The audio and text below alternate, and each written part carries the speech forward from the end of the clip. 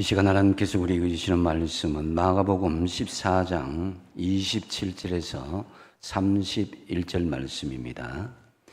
제가 가진 신약 성경 80면 마가복음 14장 27절에서 31절 말씀입니다.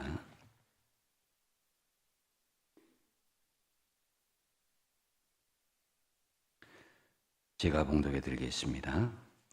예수께서 제자들에게 이르시되 너희가 다 나를 버리리라. 이는 기록된 바 내가 목자를 치리니 양들이 흩어지리라 하였음이니라. 그러나 내가 살아난 후에 너희보다 먼저 갈릴리로 가리라. 베드로가 여짜오되 다 버릴지라도 나는 그리하지 않겠나이다. 예수께서 이르시되 내가 진실로 네게 이르노니 오늘 이 밤 닭이 2번 울기 전에 네가 3번 나를 부인하리라. 베드로가 힘있게 말하되 내가 주와 함께 죽을지언정 주를 부인하지 않겠나이다 하고 모든 제자도 이와 같이 말하니라. 아멘. 오늘 말씀을 생각하면서 한번 따르겠습니다. 죽을지언정 끝까지 십자가의 길을 따르겠습니다. 아멘. 2026년 사순절이 시작되었습니다. 이번 사순절 기간에 우리는 좀 더 의미 있게 보내었으면 합니다. 여러분의 결단을 통해서 하나님 앞에 말씀을 더 깊이 묵상하고 또 전도를 실천하고 또한 예배를 더욱더 열심히 참여하되 새벽 기도도 여러분 동참해 보시고 또는 생활을 절제하는 훈련을 또 해보시기 바랍니다. 내가 이 사순절 기간 동안 기호식품을 한번 금식해 보겠다. 좋아하는 커피나 음식들을 한번 내가 금식해 보겠다. 아니면은 미디어 금식이나 컴퓨터, TV 아니면은 핸드폰 어떤 방식이든지 내 시간을 좀 줄이든지 내가 원하는 것을 주님을 위해서 드려야겠다는 이 마음으로 여러분 사순절 기간 동안 우리 영혼 더욱더 주님 앞으로 깊이 나아가는 시간으로 활용하시기 바랍니다. 여러분 십자가가 뭡니까? 나는 원하지 않지만 하나님이 원하시는 것, 그것이 바로 십자가입니다.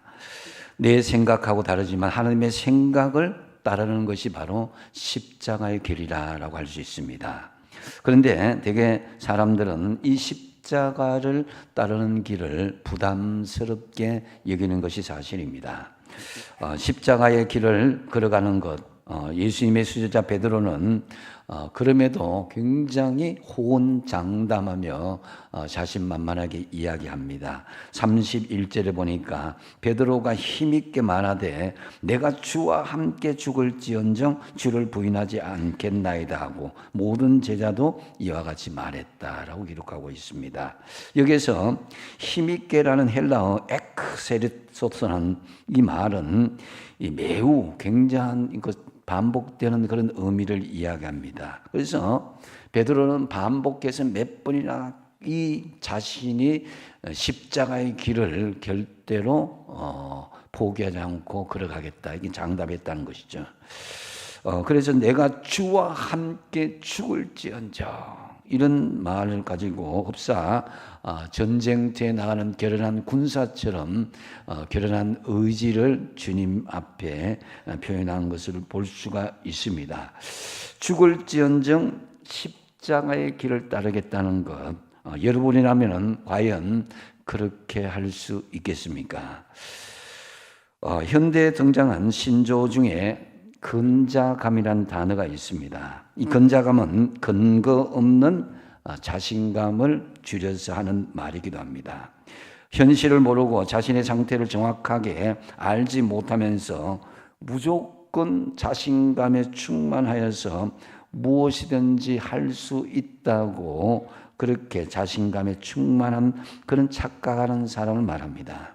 사람은 때로 자기도 자기 자신을 제대로 모를 때가 있죠.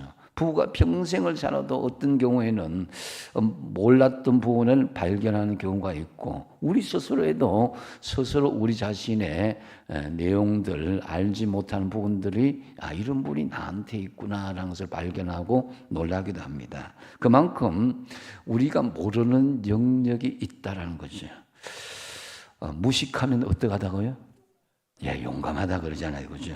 예, 자기 자신을 모르니까 자신에 대해서 정말 무모하게 호언장담하는 경우가 있다라는 거죠. 사실 십자가의 길은 죽기까지 따르겠다. 이건 굉장히 좀 간단한 문제는 아닙니다. 어떤 환경이나 사람에게 타협하지 않고 때로는 내 직장을 잃을 수도 있고 사랑하는 사람들과 결별할 수도 있고 내가 철저한 고독을 경험해야 되는 그런 일들이 우리에게 펼쳐질 수 있다. 이 생각하면 절대 쉬운 일은 아니죠. 그래서 어떤 개인의 신념이나 만용을 부리다가는 다른 사람들에게 큰 피해를 주고 본인도 스스로에게 큰 좌절을 당할 수도 있게 되는 것입니다. 오늘 본문의 베드로가 이런 모습을 보여주었던 것입니다. 그렇다면 오늘 본문에서 말씀하시는 우리가 죽을지언정 주님께서 걸어가신 십자가의 길을 걷는다는 것은 과연 무엇을 의미하겠습니까? 먼저 이 십자가의 길은 깨어짐의 길이다라는 것을 오늘 본문을 통해서 말씀하고 있습니다. 여러분, 그리스도인들이 고난당하는 이유가 뭐겠습니까? 여러 가지 이유가 있겠지만 가장 중요한 이유 중에 하나는 바로 깨어짐이 필요하기 때문이다라는 거죠. 베드로는 예수님을 죽을지언정 부인하지 않겠다고 해놓고는 나중에 예수님을 부인합니다. 그래서 부인한 정도가 아니라 저주하면서까지 예수님을 부인하게 되죠. 그리고는 닭 우는 소리를 듣고는 예수님 말씀에 정말 크게 자신이 돌이키면서 통곡하며 울었다 그랬습니다. 왜 이렇게 한순간에 베드로가 무너지게 되었습니까? 사실 이 베드로의 모습은 곧 우리의 모습이기도 합니다. 우리는 주님을 따르기도 하지만 언제든지 주님을 배신할 수 있는 연약한 존재라는 것입니다. 우리 자신이 연약하다는 것을 깨닫는 것은 바로 자기 존재의 부인에서 오는 것을 볼 수가 있습니다. 여기서 우리는 여러분 우리가 자존감도 중요하고 믿음 충만한 것도 중요하지만은 더 중요한 것은 우리가 지금 사는 것이 내 능력이나 확신이 아니라 하나님의 은혜로 산다는 것입니다. 이 깨어짐이 받아들이지 않으면은 자신을 거짓으로 포장하는 그런 허풍꾼으로 베드로처럼 헌정 있는 사람으로 될 수 있다는 거죠. 소련에 볼셰비키 혁명이 일어나서 공산화가 되고 공산당 선언이 있은 후에 스탈린이 제일 먼저 권력을 잡고 한 일이 무엇입니까? 이때 가장 그가 한 일은 어린 시절에 알았던 친구들을 한 사람 한 사람 죽이는 일을 가장 먼저 했다고 합니다. 이 스탈린의 이런 행동은 자기의 부끄러운 과거를 묻어버리기 위한 인간의 죄성을 너무나 잘 보여주는 내용입니다. 지금 북한의 우상화 작업도 역시 실패를 억지로 지우거나 실패를 아름답게 미화시키려는 작업도 이어지고 있습니다. 여러분들이 어릴 때 위인들의 전기를 읽어보면은 대부분 그들의 일생이 아름답게 미화된 것을 볼 수가 있습니다. 물론 역사는 성자에 의해서 기록되어지긴 하지만은 그 본질로 들어가면은 인간의 본질은 깨어지고 연약한 존재라는 것입니다. 그런데 여러분 성경을 우리가 자세히 읽어보면은 이 성경은요 가감 없이 있는 그대로 표현하고 있는 것을 볼 수가 있습니다. 우리가 수많은 신앙의 위인들이 있는데 등장하는 인물 면면에 보면 하나같이 깨어지고 실패하지 않은 그런 인물이 없음을 그대로 성경은 기록하고 있습니다. 하나님께서 직접 지으신 최초의 인간 아담도 실패한 그대로 깨어진 그대로 기록되어졌고 당대의 가장 의인이었던 노아도 실패한 모습 그대로 기록하고 있습니다. 이스라엘의 최초의 족장이다 믿음의 족장인 아브라함도 마찬가지로 실패와 깨어짐의 경험을 그대로 성경은 기록하고 있고 가장 뛰어난 모세도 마찬가지로 하나님의 그런 실패한 그런 경험들을 그대로 성경은 표현하고 있고, 또 하나님의 마음에 합한 사람이라는 칭함을 듣고 성경에 700번이나 이름이 거명되는 다윗도 그 실패의 경험들을 성경 속에서 생생하게 기록되어져 있는 것을 볼 수가 있습니다. 다 자아가 실패하고 깨어진 모습 그대로 드러내게 된 것을 볼 수가 있죠. 그럼에도 불구하고 이 성경의 수많은 믿음의 선진들, 그들을 결코 실패자와 낙오자라고 하지 않습니다. 중요한 것은 뭡니까? 실패 자체보다도 실패 이후에 그 다음 단계, 깨어지고 난 뒤에 그 다음 단계가 중요한 것이죠. 반면 가룟 유다는 실패 후에 자아에 대한 통렬한 깨어짐이 없이 자기의 길을 걸어가다가 스스로 자기 목숨을 끊는 일이 벌어지게 된 것입니다. 그런데 베드로는 닭 울음소리를 듣고 뛰쳐나와서 통곡하며 울었다고 그랬습니다. 이 닭 울음소리는 단순한 소리가 아니라 주님의 음성이었습니다. 주님의 말씀이 생각되어지자 자아가 깨어지고 통곡하며 울었다라는 거죠. 우리가 십자가의 길을 걸어간다면 바로 이런 자아의 깨어짐과 하나님 앞에 온전한 그런 내어짐이 있어야 된다는 거죠. 이처럼 실패하였던 베드로를 보면서 우리는 우리 스스로도 얼마나 연약한 실체인가를 알아야 될 것입니다. 나 혼자는 할 수 없고 하나님 없이는 못합니다라는 그런 우리 자아에 대한 분명한 본질의 정체성을 잊지 말아야 될 것입니다. 아무리 잘 나가고 아무리 남들이 칭찬하고 높여준다 할지라도 우리 본질 깊은 곳에 들어가면 우리는 연약하고 깨어질 수밖에 없는 존재다라는 거죠. 그래서 사실 우리의 하시는 모든 사업도, 일터의 모든 일들도, 자식도, 심지어 여러분 지금 호흡 한번 하는 것조차도 내 마음대로 하지 못하는 것이 우리의 존재라는 거죠. 여러분, 우리가 주님이 걸어가신 십자가의 길을 걸어간다면은 우리 자아를 철저하게 깨뜨리시는 저와 여러분이 되시기 바랍니다. 당대 최고의 지성이었던 성 어거스틴은 이렇게 이야기합니다. 내가 아는 것은, 가장 큰 지성이면서도 내가 아는 것은 바다의 한 바가지 바닷물 정도다는 거예요. 내가 한 바가지 바닷물 정도다, 내가 아는 것은. 욥기 25장 6절에 자신을 스스로 이야기하기를 나는 구더기 같은 사람이요 벌레 같은 인생을 살고 있다, 이렇게 고백합니다. 또한 이사야 선지자도 이사야서 41장 14절을 보면 나는 버러지 같고 벌레 같은 인생이다 라고 그렇게 인간 스스로를 그렇게 고백하고 있는 것입니다. 하나님 없이 뽐내고 뻐길 것은 알고 보면 아무것도 없다는 것이죠. 내가 아무리 높은 명예와 아무리 많은 물질과 자녀와 가족의 복을 이루었다 할지라도 주님 앞에서는 주님, 나는 아무것도 아닙니다. 내가 한 것이 아니라 주님께서 나를 통해서 이루어 주신 것입니다. 그래서 철저히 자기 존재의 부인과 함께 자아의 깨어짐이 있는 가운데 주님 십자가의 길을 걸어가는 저와 여러분 되시기 바랍니다. 27절 상반절에 보면은 예수께서 제자들에게 이르시되 너희가 다 나를 버리리라.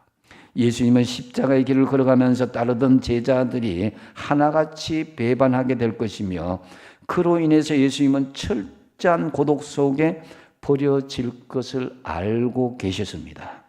이 말씀에 대한 구약의 말씀이 스가랴 13장 7절 중반절에 이렇게 말씀합니다. 가라, 깨어서 내 목자, 내 짝된 자를 치라 그랬습니다.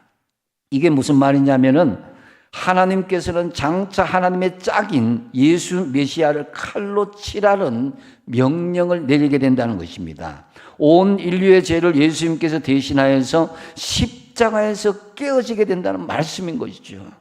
내가 찢기고 깨어져야 하는데 예수님께서 찢기고 깨어지게 된 것이다라는 거죠. 27절 하반절에 이는 기록된 바 내가 목자를 치리니 양들이 흩어지리라 하였음이라 그랬습니다. 예수님 그 목자가 잡히시는 일로 절망에 빠진 제자들, 그 양들이 흩어지게 된다는 거죠. 이때 제자들은 철저하게 정말 목자 없는 양처럼 자아가 깨어지는 경험을 하게 되었습니다. 이것이 십자가의 길을 걷는 사람들에게 필연적으로 일어나게 된다는 사실입니다. 예수님이 걸어가신 십자가의 길을 걷기를 원하시는 사랑하는 성도 여러분, 십자가 앞에서 우리의 자아를 먼저 깨트시는 저와 여러분 되시기 바랍니다.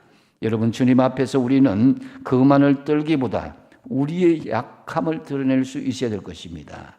그래서 주님, 저의 힘으로는 십자가의 길을 걸어갈 수 없습니다. 나의 약함을 깨뜨려 주시고 끝까지 주님 주신 십자가를 제가 지고 가겠습니다. 이런 고백이 있어야 될 것입니다.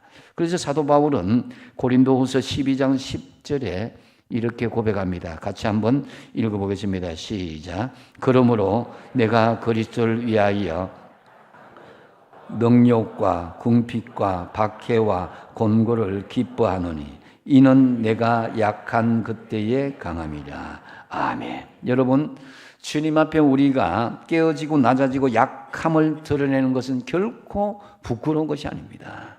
오히려 하나님 앞에서 완고하고 자만에 빠져서 약함을 드러내지 못하는 것이 부끄러운 일인 것입니다.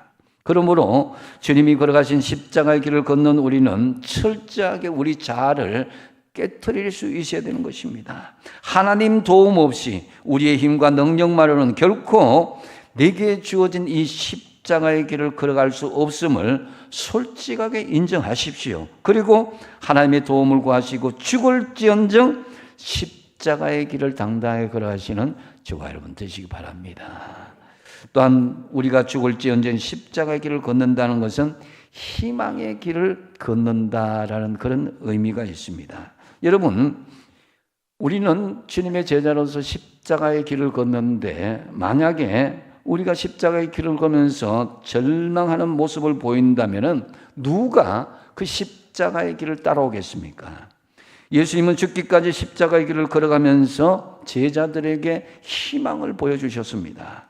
28절에 보면은 그러나 내가 살아난 후에 너희보다 먼저 갈릴리로 가리라고 그랬습니다. 예수님께서 왜 제자들에게 갈릴리로 그렇게 가시겠다고 말씀하신 것입니까?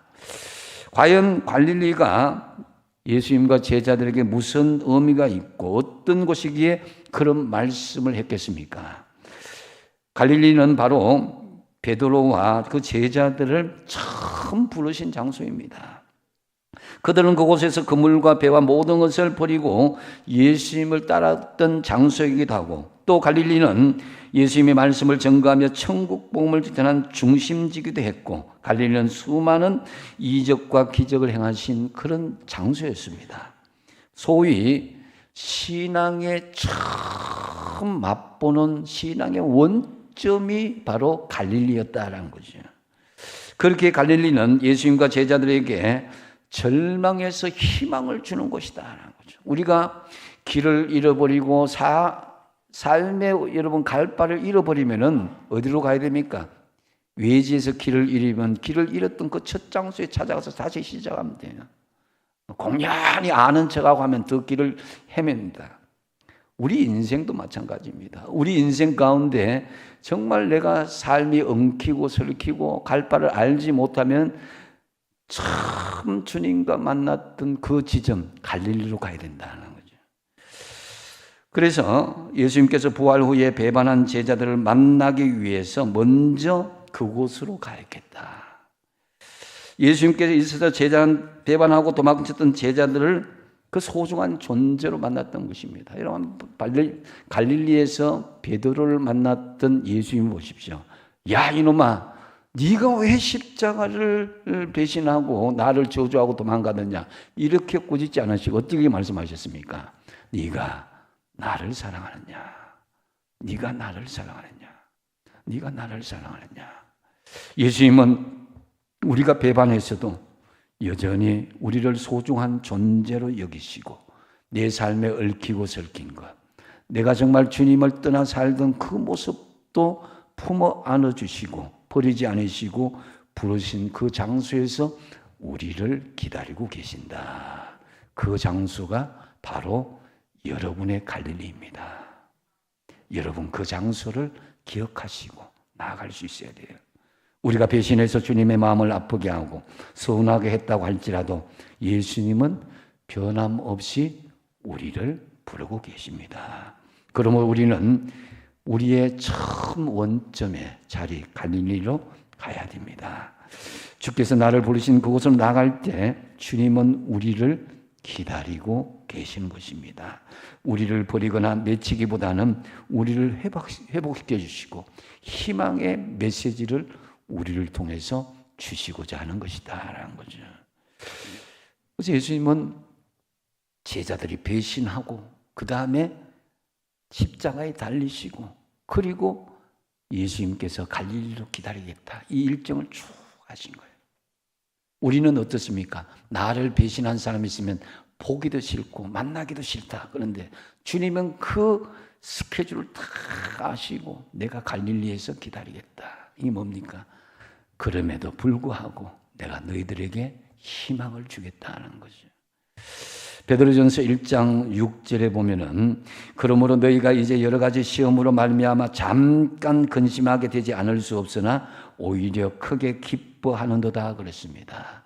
여러분, 우리는 잠깐 근심하게 되고 잠깐 혼란스러울 수도 되고 잠깐 고난을 겪을 수가 있지만은 그러나 그 일을 통해서 우리가 오히려 크게 기뻐하는도다. 그래서 여러분 여기서 여러 가지 시험이라 그랬는데 영어 성경에 보니까 all kinds of trial 그랬습니다. 이게 뭡니까? 온갖 종류의 시험들. 이것이 잠깐 우리를 근심하게 될 수 있다. 우리 인생이 그랬다는 거죠. 그렇지만은 그 잠깐 근심한 중이라도 여러분 희망을 포기하지 말고 주님이 명령하신 그 갈릴리의 자리로 나아가시기 바랍니다. 특별히 여러분 중에 혹 자녀와 가족 중에 인간의 힘으로 고치지 못하는 여러 가지 질병의 십자가를 지고 가시는 분들이 있습니다. 남들을 위해서 기도하기는 했는데 막상 내가 그 어려운 십자가를 지니까 너무 힘든 거예요. 지난 금요 성령 집회 때 서진교 목사님 오셔서 참 많은 은혜를 주셨습니다. 부모님인 알코올 중독에다가 조현병으로 그렇게 부모 사랑을 받지 못하고 버림을 받다시피 했고 하나밖에 없는 딸은 희귀병으로 매일 병원을 다녀야 하는 힘든 십자가의 삶을 살 수밖에 없었습니다. 그런데 이 목사님은 십자가의 길을 걷는 속에서 주님께서 주시는 희망을 우리에게 보여주셨습니다. 그 절망을 보여준 게 아니에요. 여러분 우리에게 주님께서 주신 십자가의 길은 희망을 주는 꽃길임을 믿으시기 바랍니다. 만약에 지금 여러분에게 견딜 수 없는 십자가의 길이 지금 주어졌다면은 하나님은 우리를 죽음에 이르게 하는 것이 아니라 그 일로 말미암아 소망을 주고 희망을 주기 위한다는 것을 믿고 십자가의 길이지만 희망의 자리, 주님과 만나는 자리인 갈릴리에서 주님과 만나시기 바랍니다. 세 번째로 본문이 주시는 이 십자가의 길의 의미는 정직한 길로 간다라는 그런 의미가 있습니다. 여러분, 우리 안에는 자신의 힘과 능력만으로도 얼마든지 우리의 신앙생활과 삶의 모든 부분을 잘할 수 있다는 그런 교만함이 혹시 살아있지는 않습니까? 깨지지 않는 자아가 살아있고 고집이 살아있다면 십자가의 길은 자칫 엉뚱한 데로 갈 수도 있다는 것입니다. 자신의 힘과 능력만으로는 도저히 십자가의 길은 우리가 견뎌낼 수 없습니다. 남들에는 내가 잘하는 것처럼 보여도 내 혼자 주님과 독대하게 되면 나는 무너지는 경우가 많이 있습니다. 그럴 때에 주님 앞에 여러분 정직해야 돼요. 우리의 신앙이 베드로처럼 내가 끝까지 내가 주의 길을 가겠습니다, 이게 아니라 주님 저 연약합니다, 어떻게 하면 좋아요, 이렇게 나가야 되는 거예요. 29절에 보면은 베드로는 그러나 뻣뻣하게 나갔죠. 베드로가 여짜오되 다 버릴지라도 나는 그리하지 않겠나이다. 베드로는 자신을 과신했고 자신의 과대평가였습니다. 다른 사람은 몰라도 자기 자신만은 절대로 주님을 버리지 않겠다고 단정 짓고 있는 것입니다. 그러나 그것은 주님을 사랑하는 마음이라기보다는 우월감과 자만심에서 나온 것이다 라는 것을 알 수가 있습니다. 그래서 다른 제자들도 마찬가지로 주님을 배신하지 않을 것이라고 장담했지만 그러나 얼마 지나지 못되어서 그들은 스스로 넘어지고 깨어지고 말았습니다. 그래서 그들은 작은 유혹에 넘어지는 연약함을 인정하지 않으므로 믿음을 과신하며 정직하지 못했다라는 거죠. 30절에 예수께서 이르시되 내가 진실로 네게 이르노니 오늘 이 밤 닭이 2번 울기 전에 내가 3번 나를 부인하리라고 그랬습니다. 베드로가 예수님의 말씀을 부정하려 들자 예수님은 다시 한번 재차 강조하시면서 내가 진실로 네게 이르노니 그랬습니다. 오늘 이 밤 닭이 2번 울기 전에 내가 3번 나를 부인하리라. 예수님은 그 연약함을 알고 계셨던 것이죠. 우리는 주님 앞에 또 다른 사람 앞에 우리 믿음이 정직할 수 있어야 됩니다. 약하면 약하다고, 없으면 없다고 드러내는 것 절대 부끄러운 게 아닙니다. 사실 이번에만 예수님이 베드로에게 강조해서 말씀하신 것이 아닙니다. 바로 몇 시간 전에 예루살렘 다락방에서 이미 예수님은 같은 사실을 베드로에게 강조하며 말씀했습니다. 그런데도 베드로는 예수님의 말씀을 심각하게 듣기를 거절했습니다. 자신을 과신하고 교만했던 것입니다. 사실 베드로가 다시 똑같은 경고를 예수님께 받았을 때 어떤 태도를 가져야 되겠습니까? 주여, 제가 어떻게 하면 좋겠습니까? 저는 잘 알지 못합니다. 주여 깨닫게 해주십시오라고 주님의 도움을 요청하고 은혜를 구해야 되지 않았겠습니까? 그런데 베드로는 정직하지 못했습니다. 여러분, 기도를 할 때, 여러분 신앙생활 할 때 사람을 의식하거나 하나님 앞에 그만을 떨거나 그렇게 할 필요 없습니다. 정직하시기 바랍니다. 십자가의 길은 포장하는 것이 아니라 정직한 길입니다. 그래서 여러분, 신념은 신앙과는 다른 것입니다. 신념이 강한 사람은 자존심도 강하기 때문에 어떻게든 자신의 존재를 나타내려고 부정직하게 자신의 약점을 감추려고 합니다. 그러므로 우리는 신념으로 신앙생활을 하기보다는 정직한 신앙의 자세로 하나님의 은혜와 도움을 구해야 될 줄 압니다. 아무리 우리가 성경을 많이 읽고 기적과 치유를 경험하고 각종 방언과 은사를 처음 했다고 해도 절대 믿음을 과신하거나 자신을 부풀리지 마십시오. 모든 것은 하나님께서 주신 것이며 나는 아무것도 아닙니다. 다 하나님께서 하신 것이잖아요. 우리가 지금 이 자리에 있게 된 것은 다 하나님의 은혜잖아요. 내가 이룬 것은 아무것도 없습니다. 내가 죽을지언정 십자가의 길을 걷겠습니다라고 이 고백조차도 그것은 내가 혼자 하는 것이 아니라 주님께서 함께 하시기 때문에 우리가 죽기까지 십자가의 길을 걷겠다고 결단할 수 있는 것입니다. 여러분, 하나님 앞에 이런 정직한 믿음으로 십자가의 길을 걸어가시기 바랍니다. 말씀을 맺습니다. 로마서 8장 35절에 십자가의 길을 끝까지 걸어간 바울의 고백을 우리가 한번 같이 한번 읽어보겠습니다. 시작. 누가 우리를 그리스도의 사랑에서 끊으리요? 환난이나 곤고나 박해나 기근이나 적신이나 위험이나 가리리라. 그러나 이 모든 일에 우리를 사랑하시는 이로 말미암아 우리가 넉넉히 이기느니라. 아멘.